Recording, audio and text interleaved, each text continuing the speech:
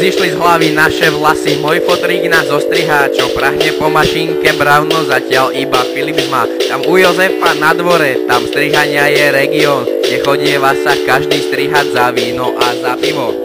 Pozri tú bosú hlavu, nalejem tam diavu, tu sa my ostrihame, fotrík ide, schovajme sa, tuším mám krátke vlasy, do ucha nestrihaj si, hovorím fotríkovi, raz vlasov mi stále klesá. Doli bosý hlav, fotrík ťahne mašinku a hrebeň ide za ňou. Doli bosý hlav, fotrík ťahne mašinku a hrebeň ide za ňou. 3 hodiny ráno byte počuť strihanie, dúfam, že to rýchlo prejde, tento zvuk ma zabije. Možno je to z toľkých vlasov, mašinku nekupujte, byť tak aspoň niekto iný v tom budúcom živote. Čo? Tak ja mám byť bosý? Mašinka prosím, kde si? Ja som ju len tak schoval, aby si ma neostrihal. No ja nechcem byť bosý, to sa dnes nenosí, zober ju a strihaj sa, zober ju a strihaj sa. Doli bosý hlav, fotrík ťahne mašinku a hrebeň ide za ňou.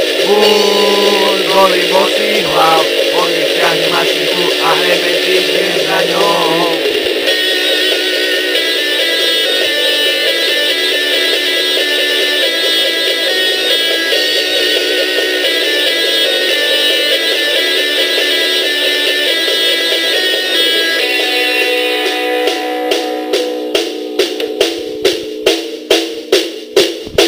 Sedem hodín ráno, mašinka už leží nehybne, tak zasa strihal môj fotrík a prejde si po lisine. Dnes odišli 2 mašinky a tretia je už na ceste a najlepšie dnes na tom je, že jazdili sme na deške.